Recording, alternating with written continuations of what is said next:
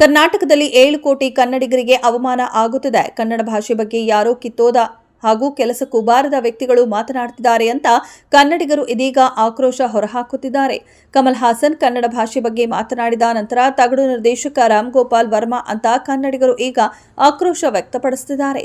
ಹೀಗಿದ್ದಾಗಲೇ Karnataka bandh June 11 ಬುಧವಾರ ಶಾಲಾ ಮತ್ತು ಕಾಲೇಜುಗಳಿಗೆ ರಜೆ ಸಾಧ್ಯತೆ ಇದೆ. ಕರ್ನಾಟಕ ಬಂದ್ ಮಾಡಿ ಕನ್ನಡಿಗರ ನಾಡಿನ ಮೂಲೆ ಮೂಲೆಯಲ್ಲೂ ಉಗ್ರ ಹೋರಾಟಕ್ಕೆ ಈಗ ಭರ್ಜರಿ ತಯಾರಿ ಕೂಡ ಸಾಗುತ್ತಿದೆ. ಲಾಸ್ ಏಂಜಲ್ಸ್ ವಲಸಿಗರನ್ನ ಹೊರದಬ್ಬುವ ಅಮೆರಿಕ ಅಧ್ಯಕ್ಷ ಡೊನಾಲ್ಡ್ ಟ್ರಂಪ್ ಅವರ ನಿರ್ಧಾರದ ವಿರುದ್ಧ ಕ್ಯಾಲಿಫೋರ್ನಿಯಾದ ಲಾಸ್ ಏಂಜಲ್ಸ್ನಲ್ಲಿ ನಡೆಯುತ್ತಿರುವ ಪ್ರತಿಭಟನೆ ಹಿಂಸಾಚಾರಕ್ಕೆ ತಿರುಗಿದ್ದು, ಈ ನಡುವಲ್ಲೇ ಹಿಂಸಾತ್ಮಕ ಪ್ರತಿಭಟನೆಗಳನ್ನು ಹತ್ತಿಕ್ಕಲು ಮತ್ತು ಶಾಂತಿ ಸ್ಥಾಪಿಸಲು ಟ್ರಂಪ್ ಅವರು ಹೆಚ್ಚುವರಿಯಾಗಿ 2,000 ನ್ಯಾಷನಲ್ ಗಾರ್ಡ್ ಮತ್ತು ನೌಕಾಪಡೆಯ 700 ತುಕಡಿಗಳನ್ನು ನಿಯೋಜನೆಗೊಳಿಸಿದ್ದಾರೆ. ಟ್ರಂಪ್ ಅವರ ಆದೇಶವನ್ನ ನಮ್ಮನ್ನ ಸಕ್ರಿಯವಾಗಿ ಕರ್ತವ್ಯ ನಿರ್ವಹಿಸುವಂತೆ ಮಾಡುತ್ತದೆ. ಆದರೆ ಆದೇಶಕ್ಕೆ ಈಗಷ್ಟೇ ಸರ್ಕಾರ ಸಹಿ ಹಾಕಿದ್ದು, ಭದ್ರತಾ ಪಡೆಗಳು ಸ್ಥಳಕ್ಕೆ ಆಗಮಿಸಲು 1 ಅಥವಾ 2 ದಿನ ಸಮಯ ಬೇಕಾಗಬಹುದು ಎಂದು ತಿಳಿಸಿದ್ದಾರೆ.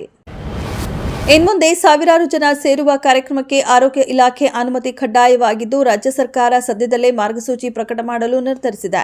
ಬೆಂಗಳೂರು ಕಾಲ್ತುಳಿತ ದುರಂತದ ಬಳಿಕ ಎಚ್ಚೆತ್ತ ಸರ್ಕಾರ ಸಾವಿರಾರು ಜನ ಸೇರುವ ಕಾರ್ಯಕ್ರಮಕ್ಕೆ ಆರೋಗ್ಯ ಇಲಾಖೆ ಅನುಮತಿ ಕಡ್ಡಾಯಗೊಳಿಸಲು ನಿರ್ಧರಿಸಿದ್ದು, ಮಾರ್ಗಸೂಚಿ ಬಿಡುಗಡೆ ಮಾಡಲಿದೆ.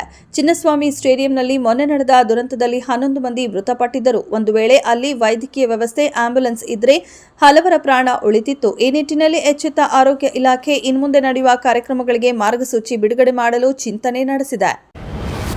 ಆರ್ಸಿಬಿ ಸಂಭ್ರಮಾಚರಣೆಯ ವೇಳೆಯಲ್ಲಿ 11 ಅಭಿಮಾನಿಗಳು ಸಾವನ್ನಪ್ಪಿದಂತಹ ಪ್ರಕರಣ ಸಂಬಂಧ ನಿಖಿಲ್ ಸೋಸಲೆ ಎಂಬುವರನ್ನ ಬಂಧಿಸಲಾಗಿತ್ತು. ಈ ಬಂಧನ ಪ್ರಶ್ನಿಸಿ ಸಲ್ಲಿಸಲಾಗಿದ್ದಂತಹ ಅರ್ಜಿ ವಿಚಾರಣೆ ನಡೆಸಿದಂತಹ ಹೈಕೋರ್ಟ್ ಬಂಧನಕ್ಕೆ ಒಳಗಾದವರ ಅರ್ಜಿ ವಿಚಾರಣೆ ಇಂದು ನಡೆಸಲಿದೆ. ರಾಜ್ಯ ಸರ್ಕಾರ ಸಿಸಿಬಿಯಿಂದ ಪ್ರಕರಣವನ್ನ ಸಿಐಡಿಗೆ ವರ್ಗಾಯಿಸಲಾಗಿತ್ತು. ಈ ಸಂದರ್ಭದಲ್ಲಿ ಕಾಲ್ತುಳಿತ ದುರಂತ ಪ್ರಕರಣದಲ್ಲಿ ತಮ್ಮ ಕಕ್ಷಿದಾರರನ್ನ ಬಂಧಿಸಲಾಗಿದೆ.